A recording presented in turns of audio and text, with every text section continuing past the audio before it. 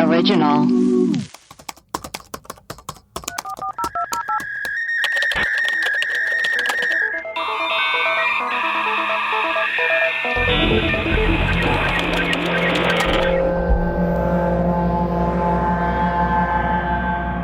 Hello, and welcome to Web Crawlers, the podcast where we do a deep dive into some of our favorite mysteries. Each week, we will introduce our topic, lay out our research and findings, reveal some conspiracy theories, and conclude with our own hypothesis. I'm Allison Jordan Siegel. I'm Melissa Ann Stetton. Ooh. And I, producer Maria Elizabeth Blasucci. Oh my God, gorgeous. Oh, That's so nice. thank you. So nice. That's so nice of you to say. Melissa, who are our patrons for today? We've got Amy, Brian, Jake, Maureen, and Bane. No, it's I was born in the darkness. I was born in the Patreon. You merely subscribe to it. I was born in the Patreon. You are a subscriber. You're merely a subscriber. Honestly, that's so good. All right. Welcome to the team, guys. Thank you for being here, especially Bane. It's about time. I mean, especially Bane, a huge name for the Patreon. Melissa, coming again with an awesome episode. Tell us about what we will be learning today in class. This week, we're going to talk about how a serial killer was taken down by a bunch of badass women in New Jersey using that same dating app that he used to hunt for victims. Fuck yes, that's so cool. Also, I'd be so afraid of women from New Jersey, period. So he had it coming. Especially Teresa. Yeah, Judy J. Okay, so this, I got some good sources for this episode. There's some really good write-ups. There's one on allthisinteresting.com. And then there was this article written by Sherry Rose at blurredbylines.com. A lot of good info. A lot of good info there. If you want to read up. I wonder if there's any docs yet. There was, I believe there's like a Dateline-ish. There's one I found on YouTube. There isn't like a big full documentary about this yet because it kind of... It's pretty recent. Yeah. Okay, so between August and November 2016, Khalil Wheeler-Weaver, an insane name to say... Yeah, say that 10 times. Murdered 3 women and tried to kill a 4th. Do you think he was upset about his name? Yeah. We're first going to talk about Tiffany Taylor. So Tiffany Taylor grew up in Jersey City. She lived in public housing. She grew up around a lot of violence, drugs, abuse. And as a teenager, she said she witnessed the murders of multiple people, including 2 of her boyfriends. Rough upbringing. Oh my God, yeah. So at 18, she moved to Florida for college in Orlando to study music and psychology. But then 2 years into college, she got pregnant, and then she ended up moving back to New Jersey. And she struggled to find a steady job, so she became a sex worker. And then fast forward to 2016, Tiffany's 30. She meets a guy that her friend is hooking up with named Khalil Wheeler-Weaver. Now, this guy was 20. He grew up in like a comfortable home in a nice neighborhood in Orange, New Jersey. Several of his family members are employed with law enforcement. He was working as a security guard at a hotel and a grocery store. Oh, God. So they would all hang out, Tiffany, Khalil, and their friend. And then this Khalil guy got obsessed with Tiffany and would like constantly ask her to go out and hook up. And Tiffany was like, nah, I'm not interested. He was 20, like 10 years younger than her. She just was not into him.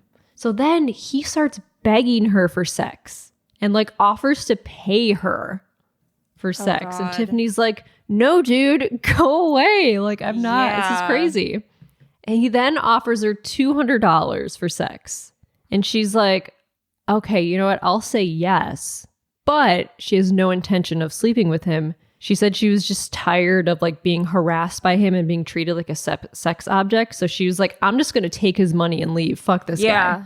She gets to his house where he lives with his parents, by the way. All weirdos do. Yeah, I'm assuming they're not home. But he takes her up to his childhood bedroom gives her God. $200. And then she's like, oh, wait, I left something in my car. Hang on. BRB. Nice. And she goes into her car and just drives, takes the money and leaves. Good for her. Good plan. And then she doesn't hear from him again. Oh, good. Yeah. Doesn't hear from him. She's like, okay, great. About 6 months later, she started to receive texts from a number that she didn't recognize. Oh, no. And at the time, she was pregnant with a second child and she was just working random jobs. And this like anonymous texter was like begging her for sex. Uh-oh. And she was like, no. And like she changed numbers to get away from this person.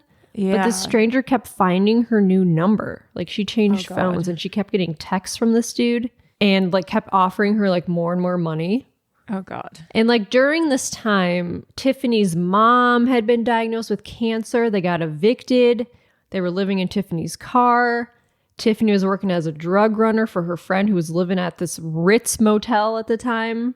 So like shit was rough for her. So eventually Tiffany agreed to meet this dude. Like he was offering more and more money. She's like, okay, sure, why not? And her plan was to rob him. She's like, fuck this guy. I'm going to rob him Yeah. for harassing me. So she tells him to meet him at the Ritz motel, which is not a fancy motel. When you think of the Ritz. Yeah, it's not like the Ritz-Carlton.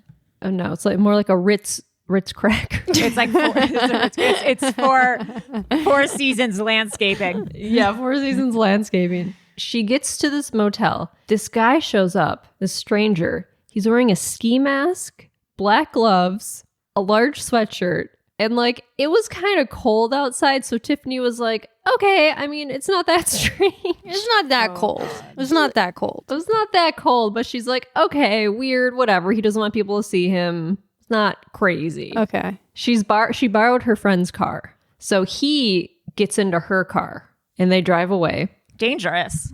Yeah, that's the life. I mean, I of guess a sex worker. Yeah, I guess it's better than Being maybe driven. being in his car. Yeah, or is it? Yeah. So he gets in her car, they drive away, and then the stranger asked that she pull over because he has to pee. And so she pulled over on the side of the road, and then this dude hits her in the back of the head, and she immediately shit. loses consciousness. Oh, So fuck. then she wakes up, and her head was like pounding. She was in the back seat of the car. She was handcuffed, and the stranger had her in a chokehold. Oh my God. And he was sexually assaulting her. Oh, Jesus. He had wrapped her head in duct tape, so like she couldn't really breathe. He took off his ski mask and revealed himself as Khalil Wheeler-Weaver. Of course. This fucking dude. So Tiffany was screaming and like begging for her life, telling him that she's pregnant. And all he said was, I know. Terrifying. Oh my God. And Tiffany was like, yeah, that was the moment I knew for sure he was going to kill me. Psychotic, Yeah. crazy. He just did not care. Oh my God. But Tiffany was smart, so she came up with a plan. She reminded him that their entire conversation was stored on her phone and that her phone was back at the Ritz motel. Good for her. Yeah. And she said that like all this information was going to connect him to her murder. And so he was like, fuck, you're right. He got in the front seat of the car, drove them back to the motel while she was like still in the back seat handcuffed. But on the way there, she was able to slide her hands out of the handcuffs because she's like double jointed. Sick. I feel like I would be able to slip my hands out of handcuffs. Like I feel like I could. I wouldn't. I got some manly wrists. I have tiny wrists, but that probably doesn't help. So she slid her hands out of the handcuffs and then she thought about choking him like while he was driving. Because he's like, well, at least if the car crashes and we both die, at least he'll be dead. Yeah. It's like that was her thinking. Like, well, he'll be dead at least. Maybe I'll die, but who cares? Oh gosh. But then she like changed her mind. And she put her hand back into the handcuff to make it seem like she couldn't get out. Wow. So they got to the motel. This dude puts a jacket over her arms to cover the handcuffs so no one can see. So they're walking up to the motel room. She slips her hand out of the handcuffs while they're walking up to the motel room. She kicked the door to make it seem like her hands were still in the cuffs, like knocking on the door because her friend was back there. Smart. And her friend opened it immediately. She ran inside, slammed the door behind her, and deadbolted it. Good. Yes. And then this is amazing. So this dude was screaming at her. She walked over to the window, like pushed aside the curtains and like showed that her hands were out of the handcuffs. Wow. Like, Taunting him. fuck you. And then this amazing. dude, Khalil, he ran from the scene because he was like, fuck. Oh my God. Thank God. She's smart. I know. So then she texted this dude a few minutes later because he still had the keys to her friend's car. She was like, oh, fuck, he's got the keys to the car. I need it back. I'd be like, have the car, but okay. She texted him saying that she's not going to call the police if he returned the car keys. Because her friend was like, I need my car. How do I get my car back? Surprisingly, he came back. He dropped the keys on the stairs in front of the building's security cameras. And he gets back in his car and leaves. There's like security footage of him doing this. Oh my God. Well, thank God. I mean, that's all he did. Yeah, but what's crazy is that the cops are already there at the time. Like, she called the cops immediately.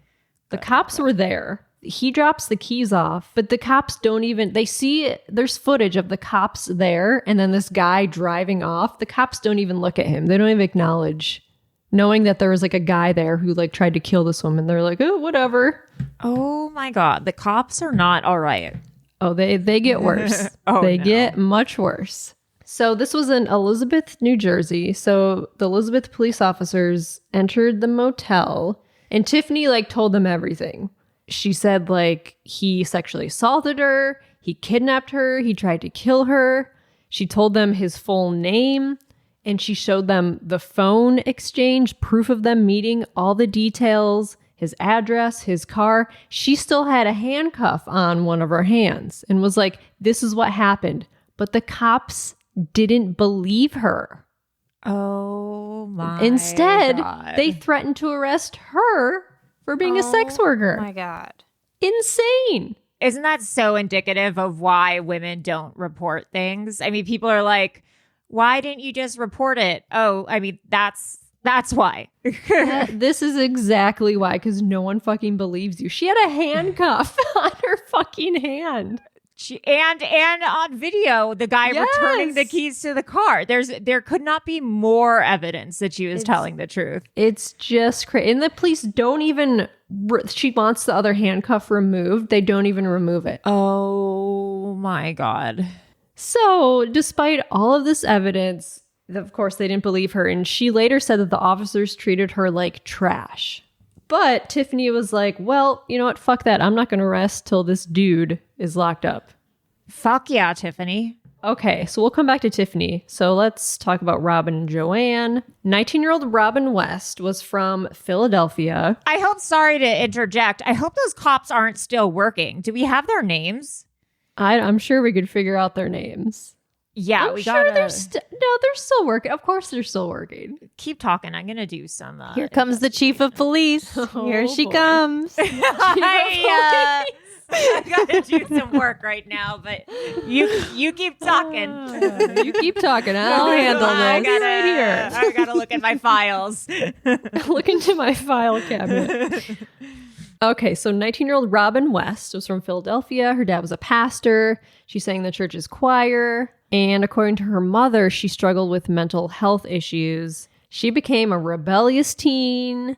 She ended up being sent to a behavioral school for acting out called the Wordsworth Academy.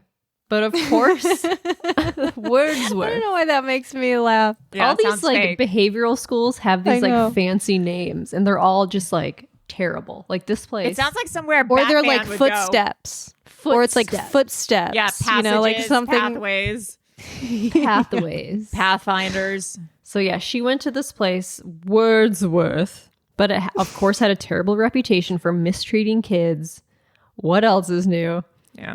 So Robin turns 18 and she moves out of her house and she becomes a stripper, and then she starts working as a sex worker. And on August 31st, 2016, she went with her friend to stay at a motel in Newark for a few days, and they try to get some clients to get some money. So they go to like this area where a lot of sex workers go to pick up clients. And a man drives up to talk to Robin. She gets in his car.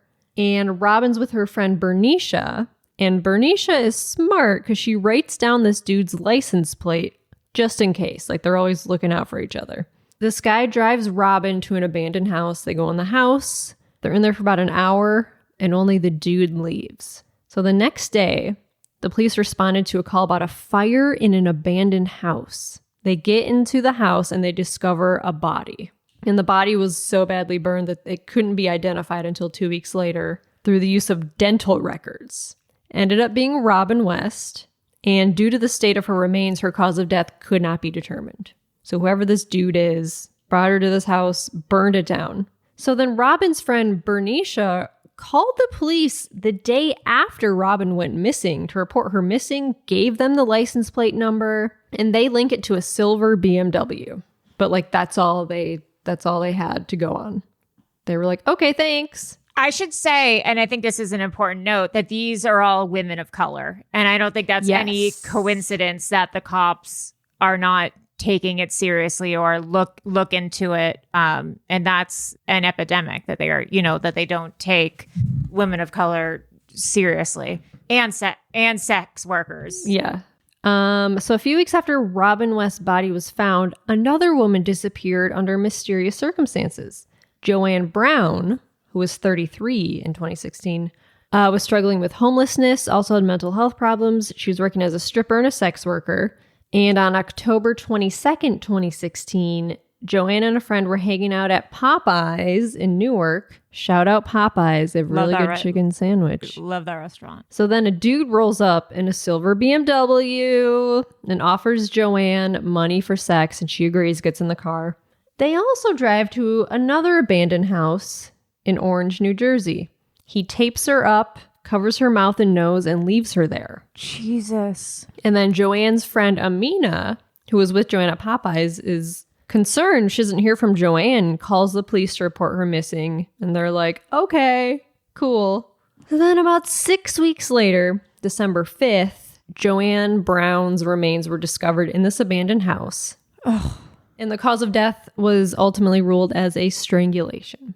Oh my God. So let's go back 1 week after Tiffany's attack. So a week after she told the police what happened and how to arrest this dude, Khalil Wheeler-Weaver met a woman named Sarah Butler. Sarah was from Montclair, Newark, and her parents were Jamaican immigrants. She was a dancer in a dance troupe that performed at amateur night at the Apollo. Whoa, that's huge. I know, that's fun. That November, Sarah Butler was home for Thanksgiving. She met Khalil on Tagged. What's that? A social media app. I've never heard of it.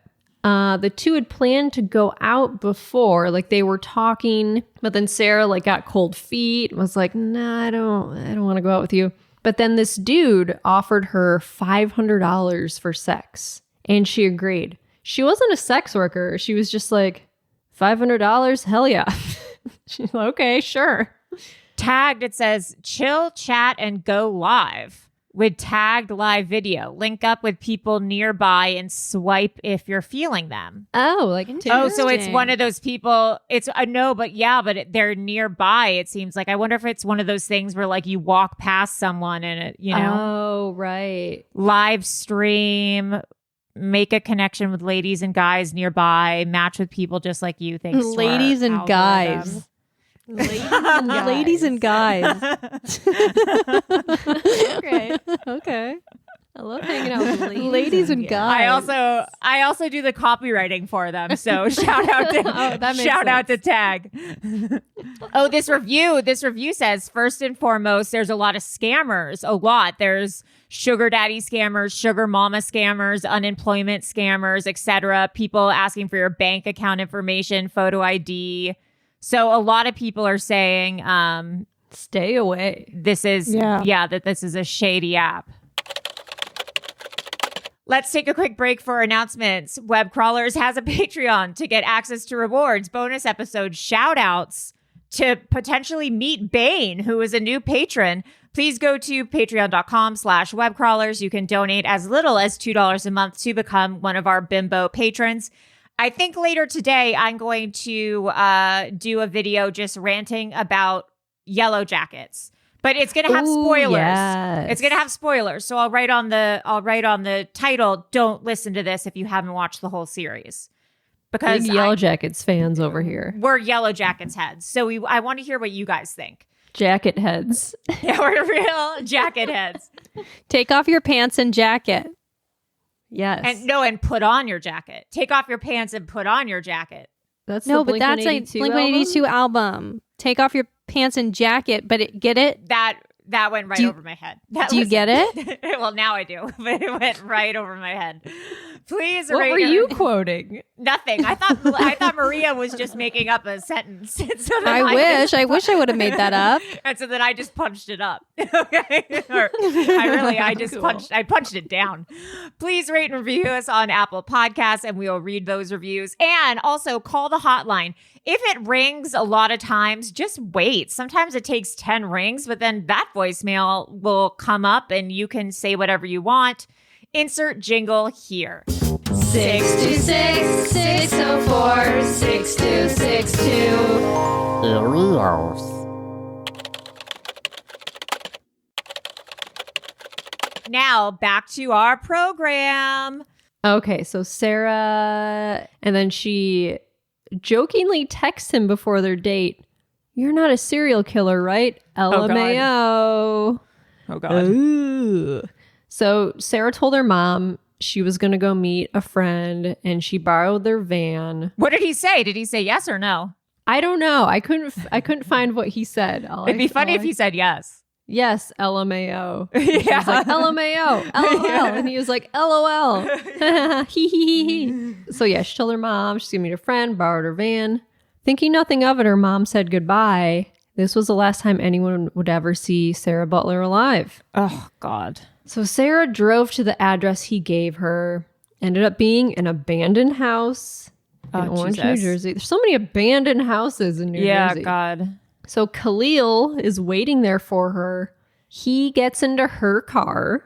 They drive to 7-Eleven to buy condoms.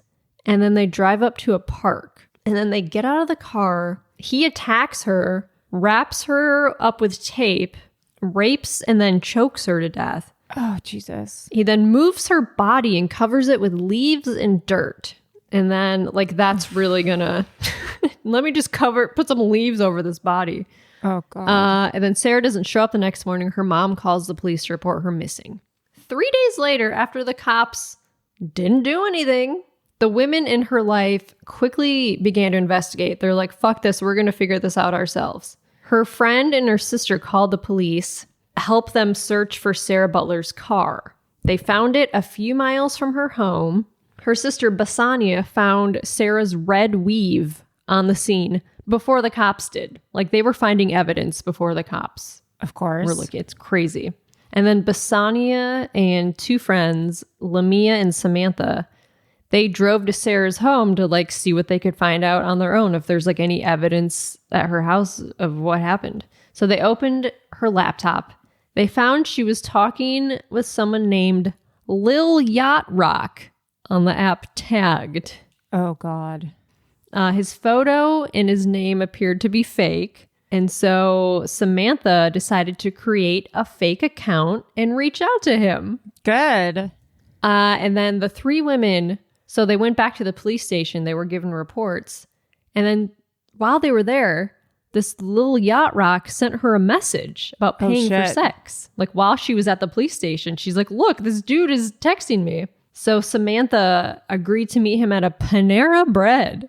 Fuck yeah.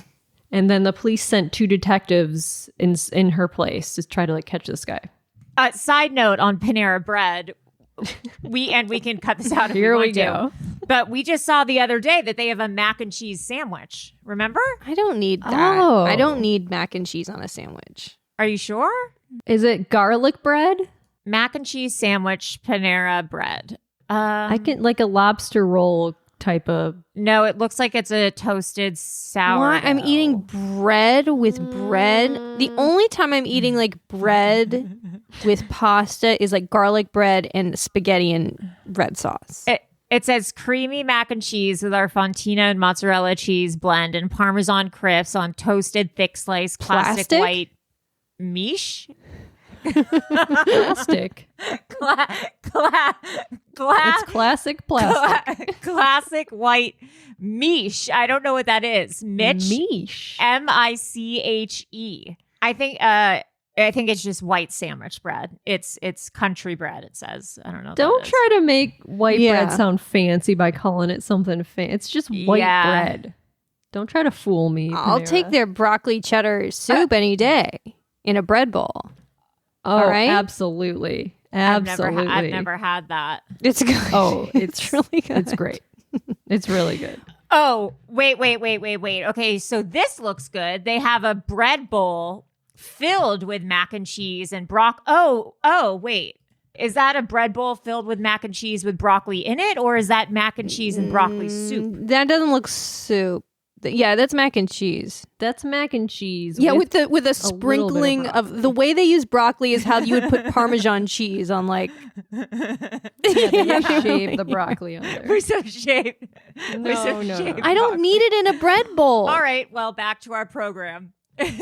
Not you with. Like a bread I don't bowl? need bread with bread. I don't understand. It's crazy to me to like put. What do you mean? Pasta isn't bread.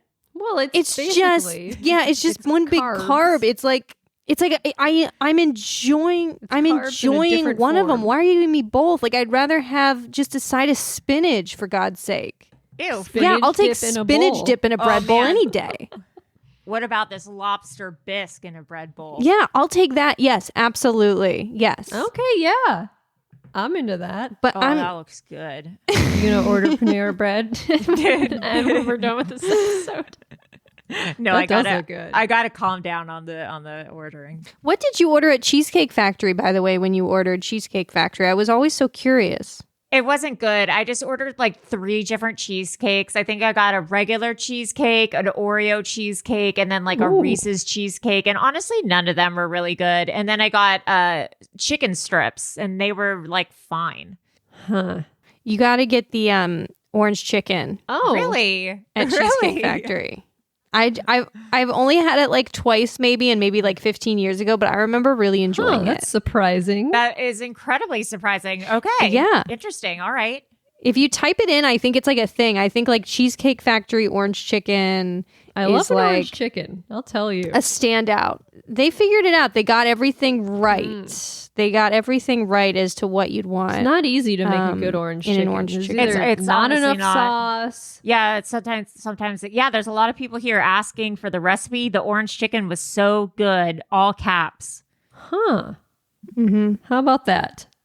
I don't know. I haven't had it in a while, so I can't kind of stand by it. You know, I can stand aside from it with my hand held out saying, yes, I can stand adjacent to it going, hey, this is good. Kind of remember. It was good at one point. It's like when I went back, I used to get the barbecue chicken salad at CPK all the time. I love that.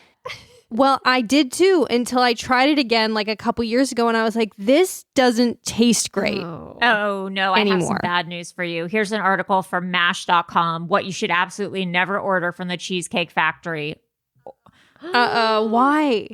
This is why I stood adjacent. I knew something was going to come out like this. It's canceled. Orange chicken milkshake duck. It got milkshake duck. Wow, that was quick. It says, if you poured warm orange marmalade over KFC's popcorn nuggets and tossed in a couple of sliced carrots, you get frighteningly close approximation to the Cheesecake Factory's orange chicken. That doesn't sound bad.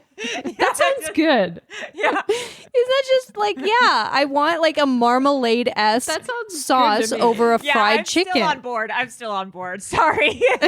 Okay. Yeah, that sounds good. Oh, I really want to try the Beyond KFC. Oh, yeah. I don't know if they have that in California because I couldn't They find do. it. No, they do. Because our friend just tried it and posted it on Instagram. Okay. All right. Said it was good. So you can get over there. You can get over there DoorDash on today. DoorDash. Martin looked for it. He saw it. Okay. All right. With his own eyes. Okay. Back. That was our food corner.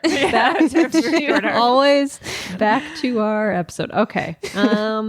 Her sister and then 2 friends found Lil Yacht Rock. She was talking to Lil Yacht Rock on this tagged app. So the detectives went to Panera to meet up with Khalil.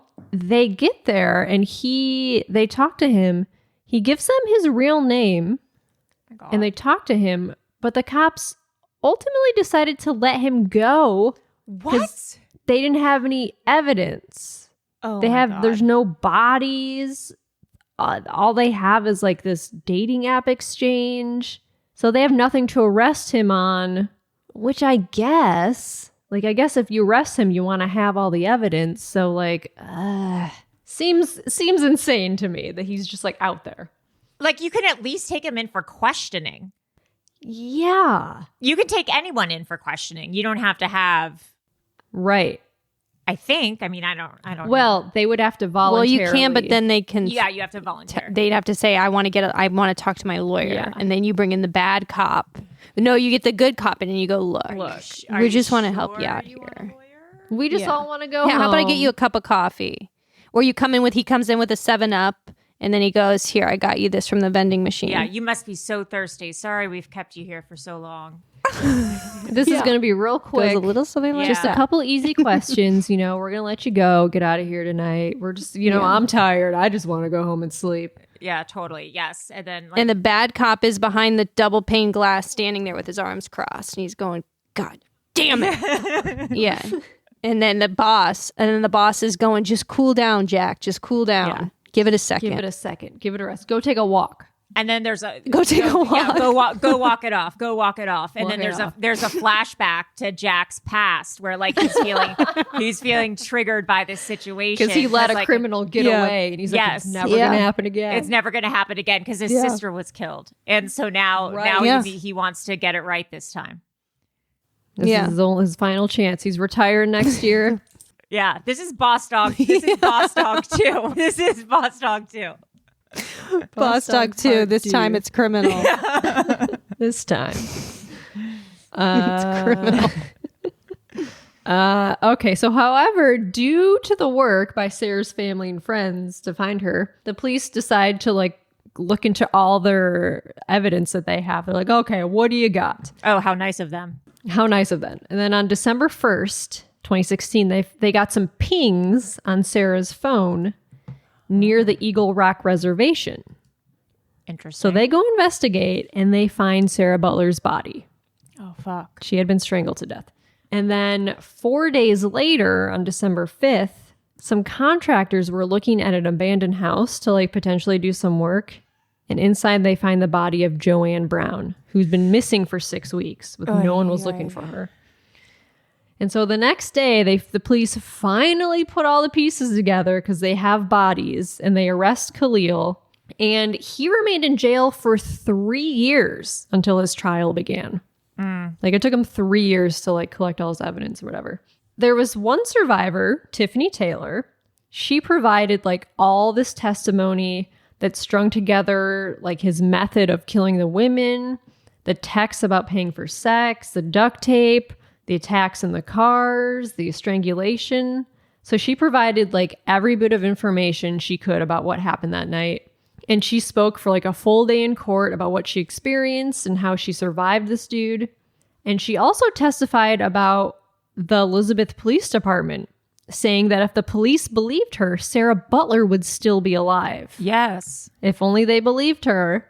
The Essex County Assistant Prosecutor, Adam Wells, he described how this killer selected his victims. He targeted women he deemed somehow less than human, less valuable. He said that he thought that they wouldn't be missed, which is like not entirely wrong, because like women of color sex workers are like the least cared for, and like no one really cares.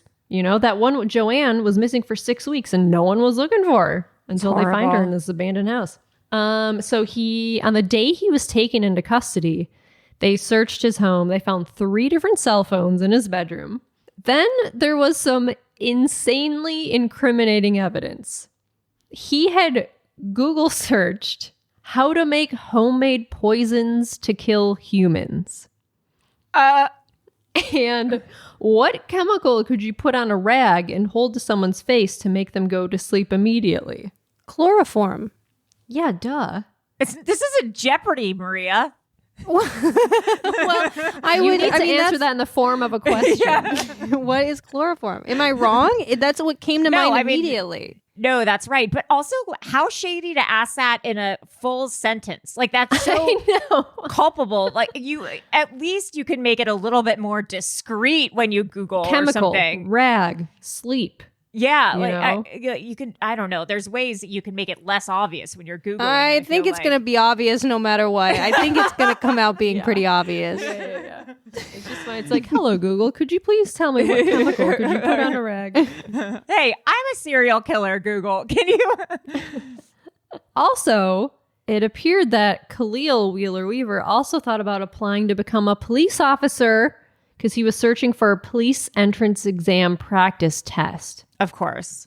Oh, it's so fucking weird how a lot of these like serial killers are all like obsessed with like being cops and police. Well, also the highest rate of domestic abuse, I think, is like cops to their wives or something. I think there's a huge. Hold on, let me Google that so I don't. Hold on. The compliance dude. He was like obsessed with being like a cop. Yeah, police and violence at home. Cops abuse wives and kids at staggering rates. It suggests that police officers in the United States perpetuate acts of violence at roughly 15 times the rate of the general population. Jeez. Yeah. His phone records also revealed that he initially had driven away from the house on fire, but then went back to watch the house burn down. Oh my God, that made me want to throw up. Oh, that's so scary. So weird. What like a just sitting in his car. sociopath. Ugh. The prosecutors also showed the last person to call Joanne Brown before she disappeared was Khalil himself. So December 2019, he was found guilty of multiple felonies, including murder and kidnapping. And on October 6, 2021, so just a few months ago, he was sentenced to 160 years in prison. Wow. Good. And then at his sentencing on October 6th, a bunch of his victims' family members had the opportunity to speak. So Robin West's mother said, "I will never forget her smile, her face, her walk, her desire to help homeless people. The world focuses on the last month of her life. She had a whole entire life before her demise." Oh, God, it's so horrible. And then Sarah Butler's father looked at Khalil and said, "I hope you suffer, boy, every night." Wow. And then Tiffany also spoke. This is really sad. She said, "My whole life is different. I don't wear makeup anymore. I don't have friends. I'm always paranoid, but I'm happy to still be here."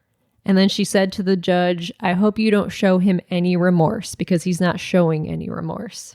Oh, God. Because his killing spree, like, he was going to continue going for sure. And who knows how long it would have taken to investigate or even notice these women going missing in, women of color in low-income neighborhoods. So, like, Tiffany's experience of police not believing her is extremely common. So Tiffany Taylor's unborn child survived the attack. And so today she has 2 healthy daughters. Oh, good. Yeah. She must be so scared, though, raising 2 daughters. Like, I would have so much trauma of, like, what I let my daughters do and where I let them go and what I let them look like. I mean, it good for her for, being able to move on at all. I can't even imagine. Yeah, it's crazy. And just, like, not trusting anyone, including the police. Like, just another reason. Yeah. Oh, to my not God. trust them. And I found a charity that I know you just texted, we could donate to a couple different ones. There's one called blacksexworkercollective.com. Oh, that's awesome. It says it seeks to address the needs of current and former Black sex workers by providing education, legal assistance, healthcare resources, and affordable housing referrals in order to successfully leave and maintain a life outside of the industry. Our goal is to create a safe space where the unique experiences and needs of Black sex worker voices are validated and responded with appropriate needs-based resources. That's awesome. And I think we should also donate to blackandmissinginc.com. It's from the HBO documentary series, and it helps to commit to locating missing persons of color. So we'll donate from our Patreon to both of those charities in honor of this episode. All right. Pretty crazy story. Yeah. Yeah. If you would like to send in your own opinions on this episode, Melissa, where can people reach us? You can reach us at webcrawlerspod@gmail.com. I am Allie Siegel. I am Melissa Stettin. And I, producer Maria. Bye. Bye.